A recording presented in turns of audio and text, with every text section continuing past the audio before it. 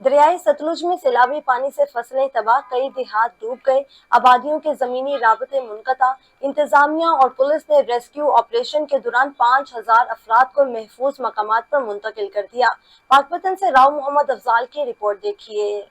दरियाए सतलुज में सैलाबी रेलों ने तबाही मचा दी है। खड़ी फसलें पानी में बह गई। ज़िला इंतजामिया ने रेस्क्यू एंड रिलीफ ऑपरेशन के दौरान तकरीबन 5,000 अफराद को इनके माल मवेशी समेत महफूज मकामात पर मुंतकिल कर दिया है। Additional deputy commissioner revenue doctor Saman Abbas ने मकीनों से महफूज मकामात पर मुंतकिल होने की अपील कर दी है। हमने अभी तक 13 रिलीफ कैंप्स जो हैं पूरे डिस्ट्रिक्ट में कायम किए हैं, जहाँ पे लोगों की लॉजिंग फैसिलिटीज़ हैं, फूड की फैसिलिटी है, उनके लिए अद्वियात भी मौजूद हैं, वैक्सीनेशंस हैं।